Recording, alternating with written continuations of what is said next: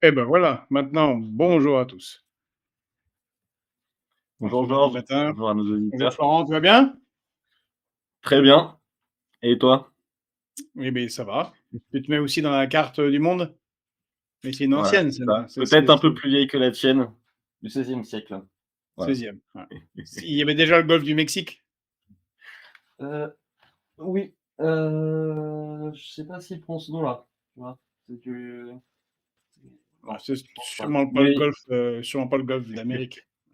Est-ce que tu voilà. as vu ce tweet pas de Trump, d'Elon Musk qui propose de renommer le Channel, la Manche, en passage George Washington? Non, je ne suis pas toutes les sorties de d'Elon Musk. Mais Ah, Fred, vous faites erreur. Il écrit quand Pedro n'est pas aux manettes, ce n'est pas Pilote qui veut. Mais c'est justement Pedro qui est aux manettes. C'est ça qui nous inquiète. C'est que Pedro est à la régie et Pedro fait beaucoup de choses en même temps.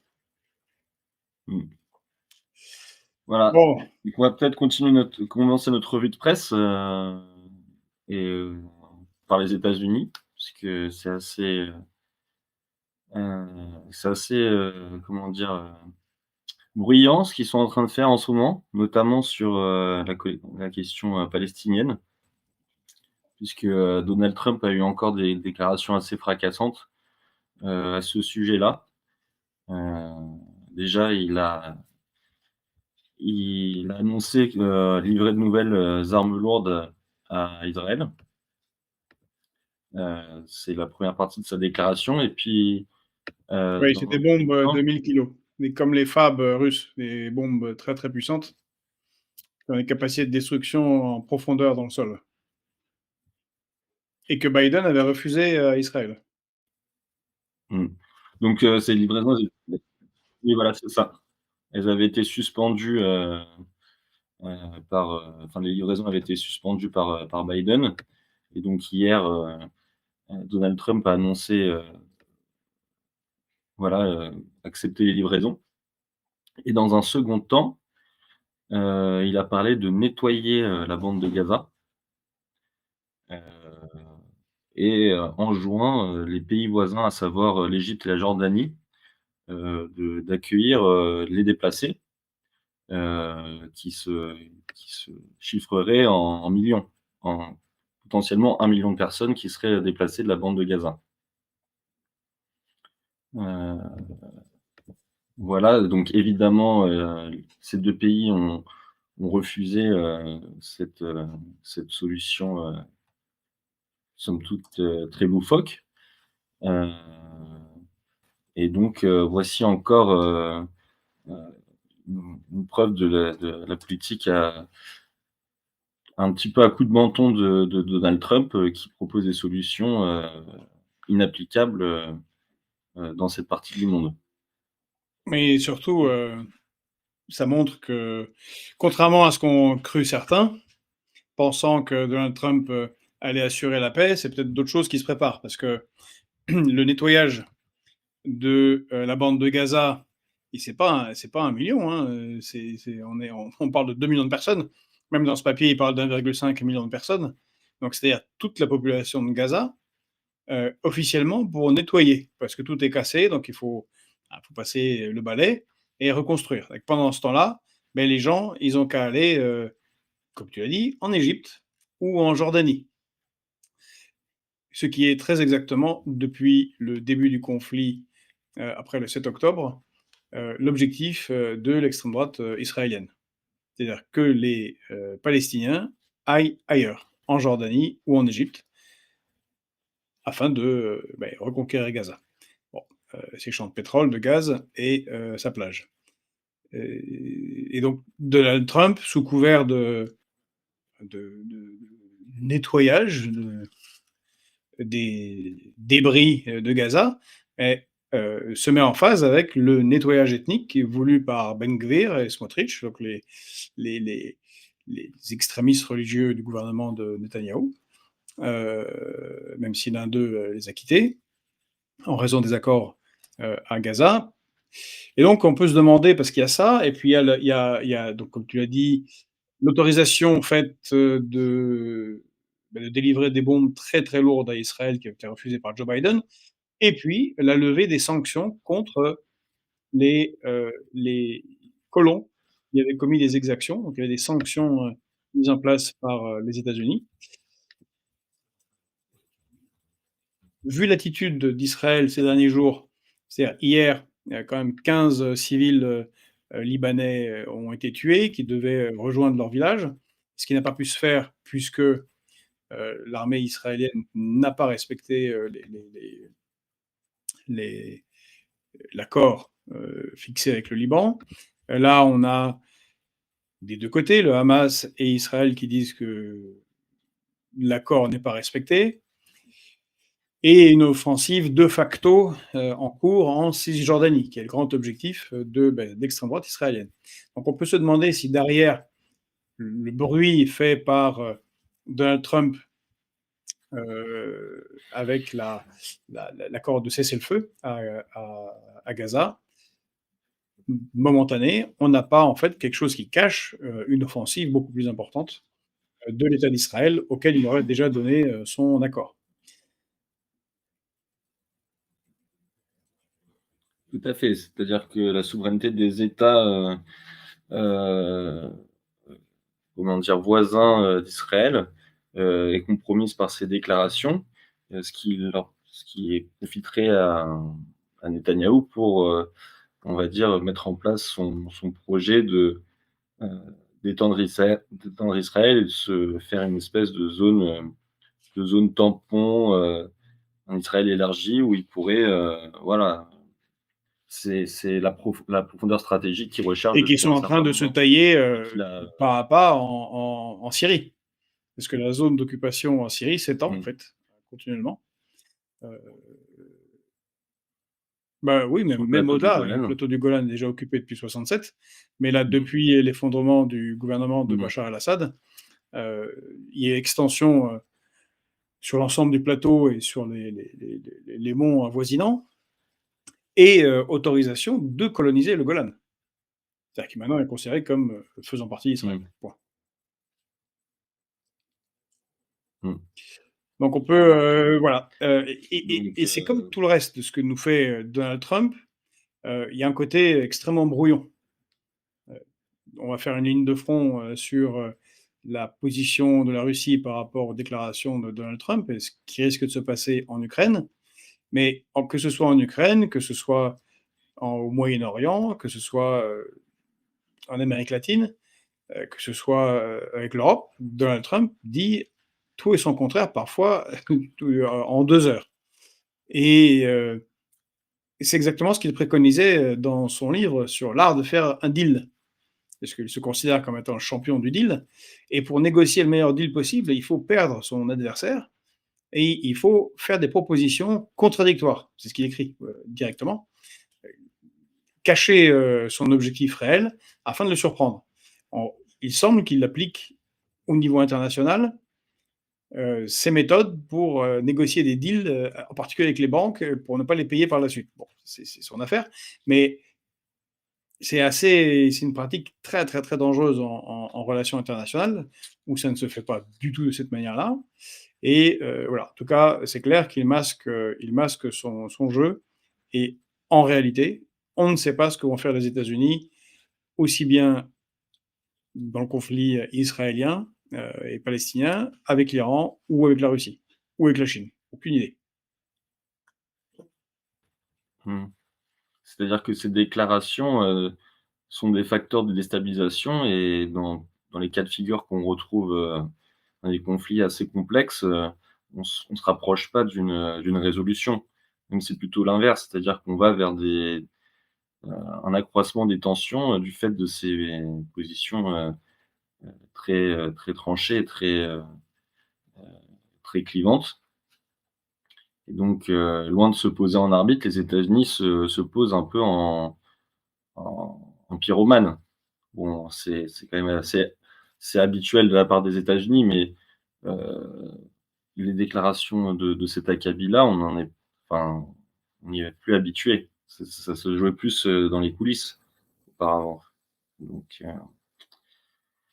mais on peut continuer à parler des États-Unis, puisqu'il y a eu une autre crise diplomatique hier, qui a concerné les relations entre la Colombie et les États-Unis, heu, suite au refus des Colombiens d'accueillir, de recevoir les avions américains transportant des migrants colombiens.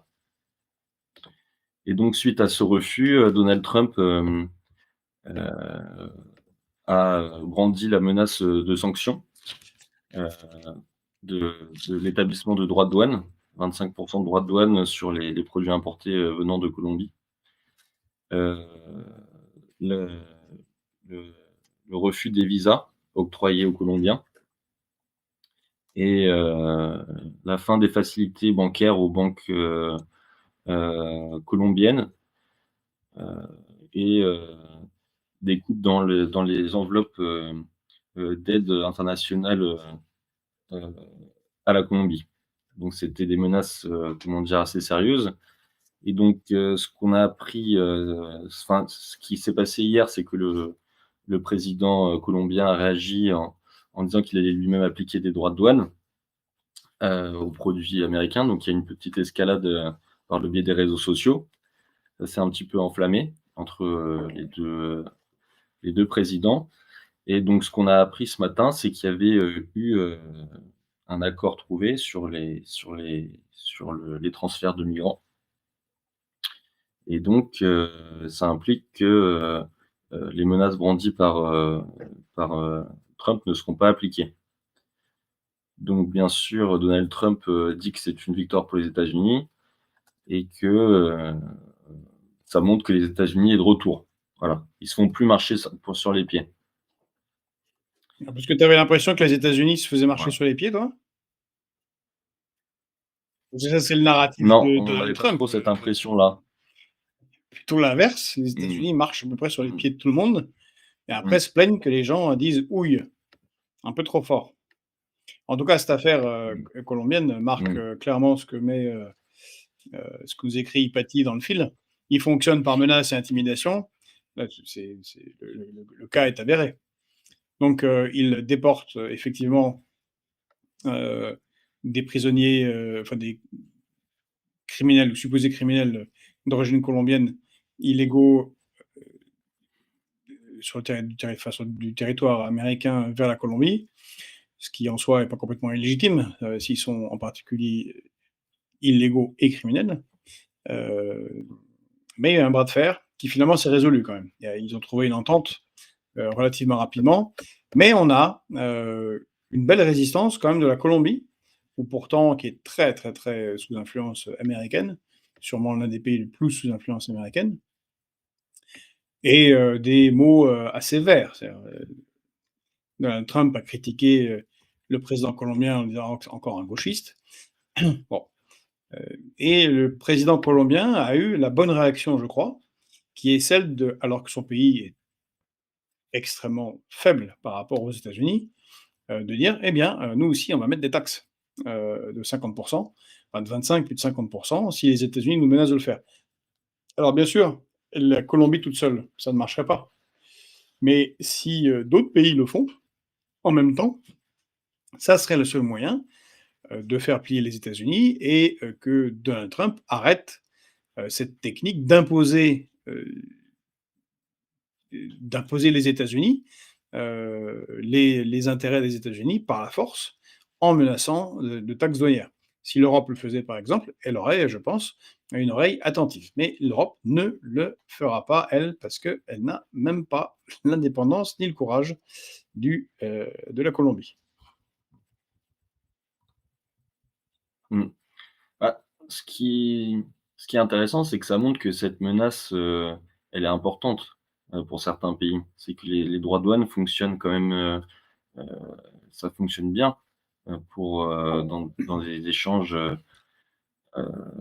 entre pays pour essayer de les tordre le bras, quoi.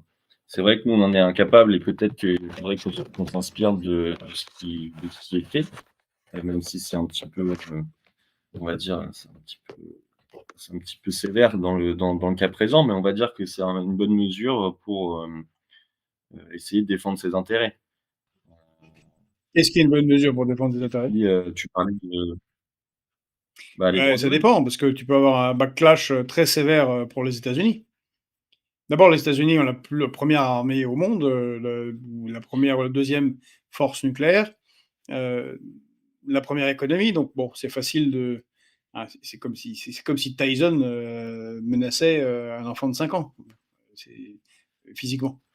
Donc, c'est assez facile. Sauf que ça peut avoir un effet retour assez sévère.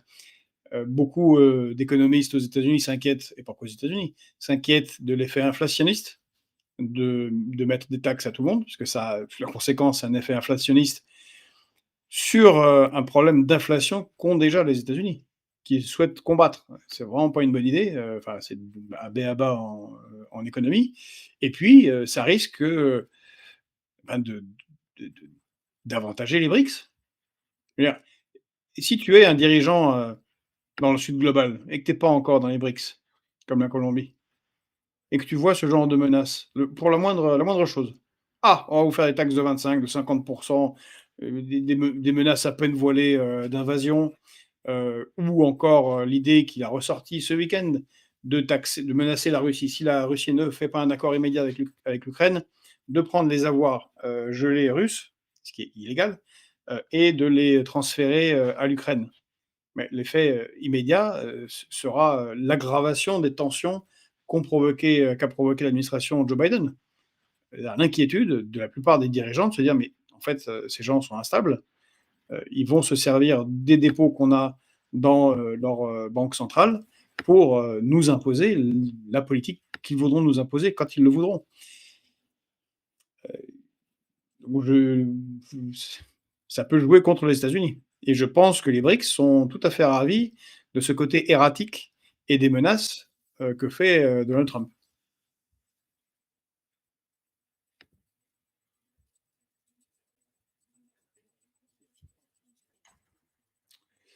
Donc c'est une affaire à suivre. Hum, vu les réactions justement euh, au niveau des BRICS et en particulier de la Chine, moi je note pas un contentement, puisqu'ils ne vont pas le manifester comme ça, mais bon, Donald Mmh. Trump leur sert sur le plateau l'argument principal qu'ils utilisent depuis longtemps, et qui est généralement avéré, que les États-Unis risquent dès qu'il y a quelque chose qui est en désaccord avec un pays, de faire une pression et sur leurs avoirs dans les banques centrales, et sur des accords commerciaux négociés avant, et donc les pays n'aimant pas l'instabilité, je ne suis pas sûr que ce soit une si bonne idée pour Donald Trump. Mais on verra bien.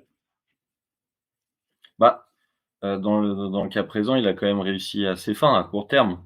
Mais c'est vrai qu'à long terme, c'est peut-être une défaite, enfin, c'est peut-être stratégiquement, c'est peut-être pas un bon coup pour lui parce qu'effectivement, il montre une nouvelle fois qu'il est capable de unilatéralement, compromettre des relations, voilà, qui étaient stables auparavant. La Colombie était quand même un très gros partenaire des États-Unis. Heu il y a quand même des relations économiques assez fortes entre les 2. Et effectivement, il était prêt à compromettre ça, pour un symbole, en fait. Donc c'est vrai que, Bah, c'est c'est c'est pas compliqué. compromettre, je parlais de l'inflation. On a eu, c'était un de ses arguments de campagne contre Joe Biden, c'est l'inflation aux États-Unis, qui est réelle, qui est assez importante. Or, la Colombie, bon, les gens considèrent qu'ils ils les connaissent mal, que c'est un pays de narcotrafiquants et que de guérilla et de forêt vierge, sauf que c'est un exportateur très très important de tout un tas de denrées vitales. Alors, on a Pedro en régie euh, qui, euh, qui, euh, qui me fait la liste pour vous. Donc, il y a du pétrole brut, première exportation aux États-Unis, le café, un des premiers producteurs mondiaux de café. Tout le monde boit du café, les gens vont pas être très contents d'avoir un café qui augmente de 25%, enfin, au tarif, enfin, au supermarché. les fleurs coupées, alors, du charbon, beaucoup de fruits, des bananes, des fruits tropicaux, donc des choses de consommation courante que n'ont pas les États-Unis. Donc, bon, on verra. On verra si ça favorise les États-Unis ou si ce comportement erratique. Moi, je suis pas sûr que ce comportement erratique soit aussi rentable que ça à long terme, en particulier face à des gens qui ont un rapport complètement différent dans la relation internationale. On l'a bien vu avec Pedro quand on a couvert le sommet des BRICS à Kazan, qui peuvent ne pas être des démocraties, c'est pas un problème, mais ce sont des pays comme la Chine ou la Russie qui sont extrêmement stables dans ce qu'ils présentent, dans ce qu'ils font, et très, très neutres et policés dans la manière dont ils s'expriment. Ce qui aussi est recherché par toute une série de pays qui aiment être respectés. Ça a été quand même beaucoup dit. Et Donald Trump, ça n'a pas l'air de s'engager beaucoup dans le respect. Voilà. Tout à fait. Mais en fait, ce que j'entendais, c'est que les menaces des droits de douane est quand même une arme assez puissante. Et même si effectivement elle est utilisée de manière un peu velléitaire par Donald Trump, c'est quand même pour un pays comme les États-Unis et comme pour tous les grands marchés des pays développés, ça peut être un argument de poids pour faire peser, enfin retourner des événements en sa faveur. Ah ben c'est sûr que le protectionnisme est un outil d'indépendance et de souveraineté. Et c'est malheureux. L'Union européenne est la zone, comme tu le sais, la plus ouverte au commerce mondial. Nous n'avons aucune politique protectionniste, contrairement justement aux États-Unis, à la Russie, à la Chine, enfin à peu près tous les pays du monde, au Brésil, à l'Inde, qui défendent de cette manière-là leur industrie. Il ne faut pas s'étonner qu'on ait une désindustrialisation. Donc, de ce point de vue-là, tu as parfaitement raison. Politique protectionniste qui passe par des taxes taillées, enfin, bien réfléchies, on parle de protectionnisme intelligent, pour défendre ces industries est absolument nécessaire, sinon on n'en a pas. Qu'est-ce qu'on a après au menu? Parce que le temps passe, et très très vite, et on est très en retard. En fait, les amis. Puisque nous parlons de souveraineté, on va parler du cas de notre dernier fleuron en matière de photovoltaïque, sur le secteur photovoltaïque, puisque nous avons perdu notre dernière usine de panneaux photovoltaïques française a fermé. Et donc c'est Photowatt. C'est pas, par contre, ça s'affiche pas très bien. Sur un article de secretdefense.org, malheureusement, la page est d'une très mauvaise qualité. Est-ce que tu peux nous en dire un petit peu, Georges, sur Que dire? Encore une entreprise qui ferme et qui ment. Et ce que je trouve intéressant dans tous ces cas-là, c'est qu'il illustre parfaitement la non-préparation et le fait qu'il n'y a pas de planification stratégique de notre économie. On sait que l'Union européenne, poussée par l'Allemagne, a fait le choix des énergies renouvelables, photovoltaïques et éoliennes. On sait la catastrophe qu'on a avec les éoliennes, mais bon, c'est pas le sujet là. Mais alors que, ce que je veux dire, c'est qu'on va pas discuter si c'est bon ou pas bon. Imaginons que ce soit bon. En tout cas, ils ont décidé de faire ça, d'investir 100 milliards, ce qui est absolument colossal. Mais ce n'est pas pensé comme a été pensé le TGV ou le Concorde ou Airbus, ou ce qu'on faisait à l'époque du général de Gaulle et de l'époque Pompidou. Et c'est-à-dire penser notre industrie et se projeter dans le futur. Donc on a fait des investissements absolument colossaux, mais sans se garantir que les productions d'éoliennes, les productions de panneaux solaires seront faites en France. Non. C'est comme le problème qu'on a abordé ici plusieurs fois avec Pedro concernant les voitures électriques. On est dans une situation où on se fixe des objectifs, mais on n'a pas l'industrie pour la réaliser. Et cette mise en faillite de cette entreprise, dernière productrice de panneaux photovoltaïques en France, le prouve. C'est complètement insensé. On se force, parfois contre nos intérêts, à mettre des éoliennes et des panneaux photovoltaïques. Par exemple, pour les éoliennes, c'est flagrant. Tout ce qui est développé, ce sont des entreprises allemandes, ce sont des entreprises espagnoles, ce sont des entreprises chinoises. Les savoir-faire, ceux qui travaillent dessus ne sont souvent pas français, ce sont des travailleurs qui viennent d'autres pays. Donc, on n'a ni la production, on n'a pas les compétences, et en plus, ça aggrave notre déficit de la balance commerciale. Donc, tout ça est complètement délirant et montre qu'il ne faut absolument pas faire comme ça. Il faut planifier et organiser la survie de nos entreprises. Et justement, ça nous amène au sujet des taxes. Parce que si on veut faire quoi que ce soit, du photovoltaïque, de l'éolien, de l'énergie nucléaire, ben, c'est central. C'est ce qu'il y a de plus stratégique, l'énergie, dans un pays, car sans énergie, pas d'économie, et c'est bien évidemment ce qui est à protéger. Donc, si on avait voulu avoir une filière photovoltaïque forte en France ou d'éolien, eh ben, on aurait protégé ce marché pour favoriser nos entreprises. Eh ben, ils n'ont même pas réussi à faire ça.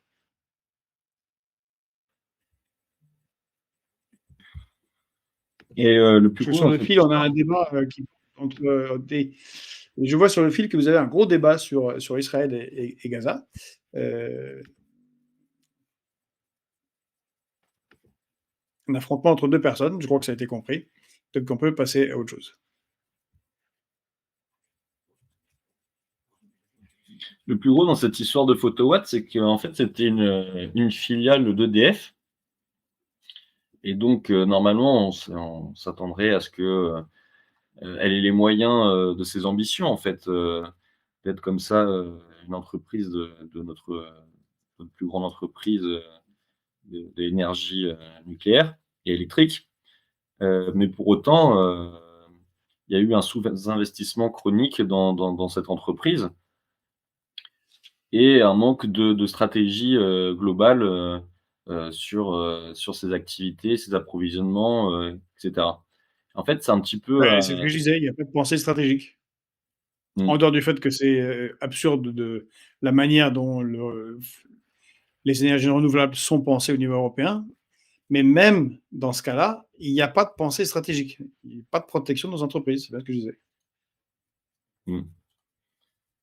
Tout à fait. Mais donc on imagine la difficulté pour une PME qui n'est pas détenue par une grande entreprise, de se tailler une petite place, dans la concurrence internationale. C'est-à-dire que même, les entreprises soutenues par nos grosses entreprises publiques, bah, elles sont dans l'incapacité de tenir leurs activités. Donc, finalement, c'est assez révélateur de ce que, nos PME affrontent, chaque jour.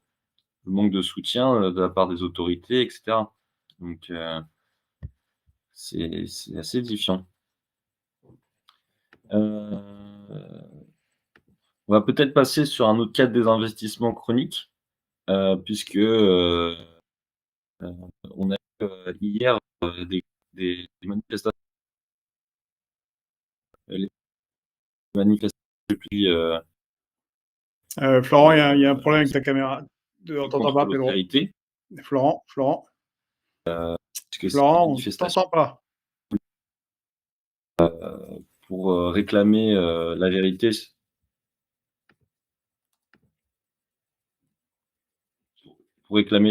sur, le déraillement du On train t'entend pas, du Florent. Ça lag. Florent, ça lag à mort. On t'entend pas très bien. vous m'entendez? Non, on t'entend pas très bien, Florent. Ça lag beaucoup chez toi. Tu as été très, très haché sur les 3-4 dernières phrases qu'on n'a pas comprises. D'accord, donc je vais reprendre. Donc en Grèce, on a eu des 40 000 manifestations, 40 000 manifestants, pardon, réunis, à Athènes, qui réclament la justice, enfin la vérité sur la catastrophe, de Tempi en 2023. Cette collision de trains qui se sont fait face, suite à une erreur de signalement, et accident qui a fait 57 morts. Et donc ce sont des manifestations très importantes, les plus importantes qui se sont déroulées depuis la crise de l'austérité, qui a eu lieu à peu près il y a 10 ans. Et donc ces manifestations sont très intéressantes puisqu'en fait, bon, ça va bien sûr plus largement, les revendications sont bien plus larges qu'effectivement cet accident, puisque ça concerne aussi, justement le désinvestissement dans les services publics, le fait que, les Grecs souhaitent voilà, une vraie enquête, menée par un État, de droit, un véritable État de droit, et que, ils ont pas envie que, heu, enfin les causes, de cet accident soient mises sous le tapis, et ces causes, ce sont, évidemment la privatisation du secteur, et enfin la liquidation du service public, heu, suite, aux préconisations de la troïka, bah, justement de 2015. Ces manifestations sont très intéressantes de ce point de vue, puisque les Grecs prennent conscience qu'il y a des causes structurelles qui expliquent, cet accident tragique. Exactement, c'est tout à fait ce que tu viens de dire. Et le gouvernement et les responsables ne veulent pas, comme souvent, indiquer leurs responsabilités. En en Grèce, il s'est passé, en encore plus grave et accéléré, la catastrophe qu'il y a eu avec le système ferroviaire britannique. Heu, on pourra aller voir, ceux que ça intéresse pourront aller voir le film de Ken Loach, The Navigators, sur, su qui montre par, toujours comme, le fait Ken Loach, par, le point de vue des petites gens, des ouvriers, du rail, et comment ces choses-là, se sont produites. Et donc on a, par manque d'investissement, de privatisation généralisée, découpage des lignes en petits bouts, mauvaise maintenance du réseau ferré, parce que ça reste plus ou moins sous contrôle national, sans qu'il en ait de responsabilité, parce que c'est juste un coût, bah, moins d'investissement de la part d'investisseurs privés qui veulent gagner plus d'argent. Et très fort logiquement, malheureusement, cela produit ce que ça doit produire, c'est-à-dire des déraillements et des accidents graves comme celui dont tu as parlé. Donc les Grecs n'oublient pas et ne lâchent pas l'affaire. Euh, voilà, on verra quelles vont être les conséquences de, de, ce, euh, de cette mobilisation, qui est une bonne chose parce que ça montre le retour aussi des Grecs vers la politique, qui étaient très très très largement dégoûtés par on était largement dégoûté par Syriza et les trahisons de Tsipras. Donc il y a un retour peut-être de personnes qui arrivent à la majorité, à la politique, à l'engagement, l'engagement politique en Grèce. Mmh. Et je vois dans le fil, c'est un risque qu'on a en France. Avec la privatisation de toutes choses, que c'est ce qu'a fait le gouvernement Macron, les différents gouvernements sous la présidence d'Emmanuel Macron depuis 7 ans, qui n'était que la continuation de 25 années de privatisation. On voit avec les problèmes sur les centrales nucléaires, tout ça est dangereux à terme. La privatisation et la fin du contrôle d'État sérieux, le financement des maintenances, conduit à des catastrophes qui, elles, coûtent très, très, très, très cher. Pour des gains petits au moment où on fait ces privatisations. Tout à fait. Et donc, nous allons passer à notre dernier sujet, qui est la commémoration des 80 ans de la fin de la fin 80 ans de la libération d'Auschwitz. la libération, pardon, excusez-moi, d'Auschwitz, et donc par l'armée soviétique, le 27 janvier 1945. Et donc, il y a une cérémonie en l'honneur des survivants qui aura lieu avec la présence d'une multitude de chefs d'État pour honorer la mémoire de ceux qui ont perdu la vie, qui ont été déportés. Et donc, nous aurons le président Emmanuel Macron qui ira à Auschwitz et tout un tas de représentants de pays européens. Voilà.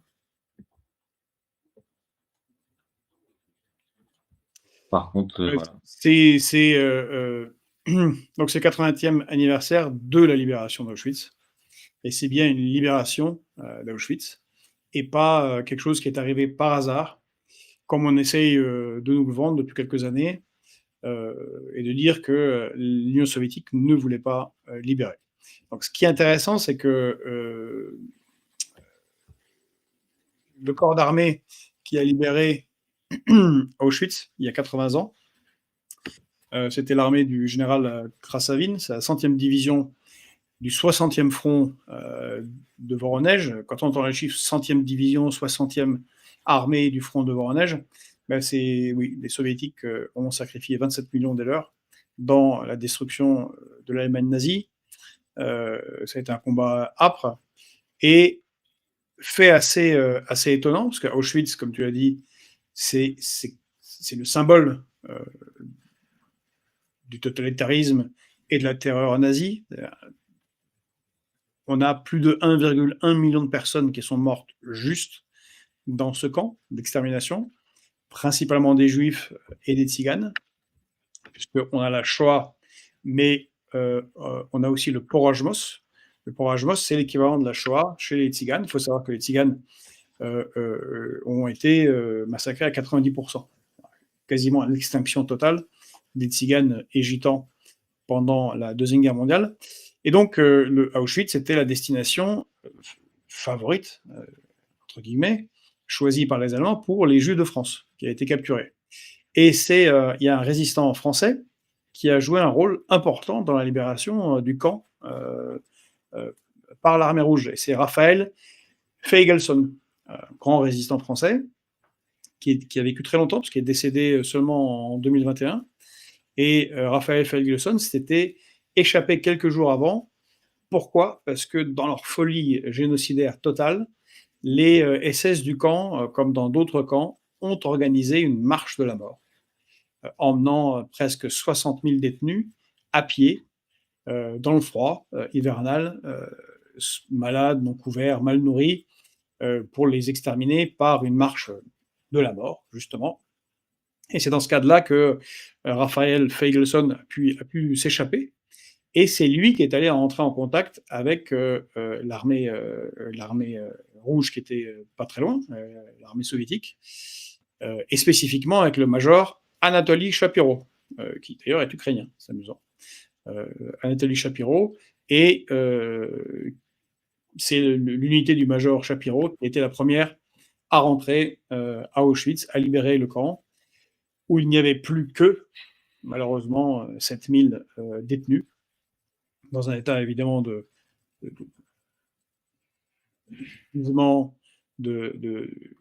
destruction même de ce qu'ils étaient en tant qu'êtres humains, total.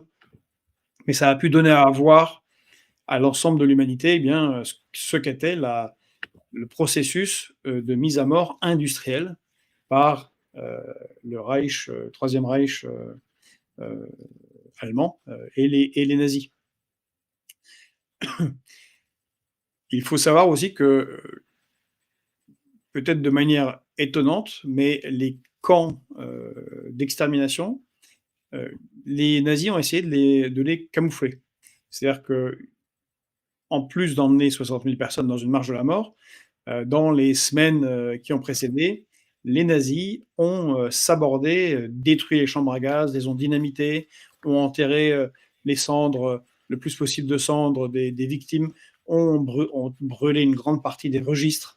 Bref, ont voulu annihiler la mémoire même des massacres.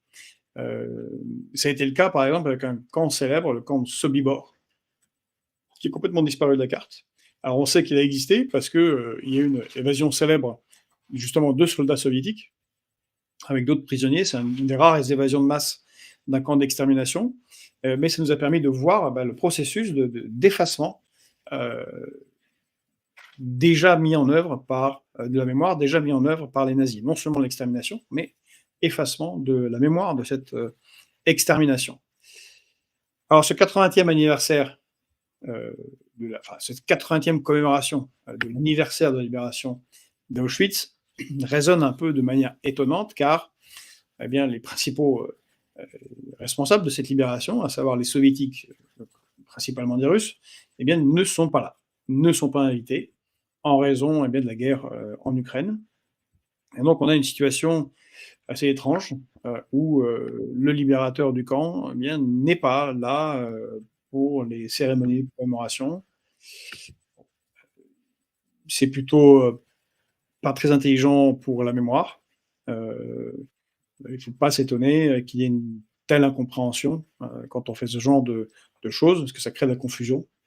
D'autant plus que certains, de plus en plus, tentent d'associer et de mettre en commun l'URSS et le Troisième Reich nazi, le communisme et le nazisme, et de faire une réécriture négationniste de l'histoire. Ce que fait d'ailleurs Elon Musk, puisque il a soutenu Mordicus dans un très très grand nombre de tweets et lors de son intervention à l'AfD, auprès de l'AfD, en soutien à l'AfD, que Hitler était communiste, à cause de national-socialiste, qui était de gauche, qui est complètement délirant, quand on sait que les premiers, justement, à avoir été exterminés dans les camps d'extermination nazis, et spécifiquement à Dachau, ont été des socialistes et des communistes, des gens du Parti communiste allemand. Donc voilà, ne pas oublier et ne pas falsifier l'histoire. Je pense que c'est important quand on pense à Auschwitz.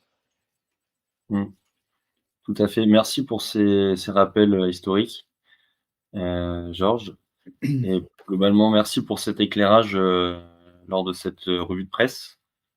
D'ailleurs, excuse-moi Florent, hier c'était aussi le 91e anniversaire cette fois, de quelque chose dont on parle très peu, parce que dans le processus de réécriture de l'histoire, on a depuis quelques années, aussi bien à gauche qu'à droite, tout un tas de gens qui disent « Ah, mais voilà, c'est le pacte germano-soviétique », en oubliant tout le reste.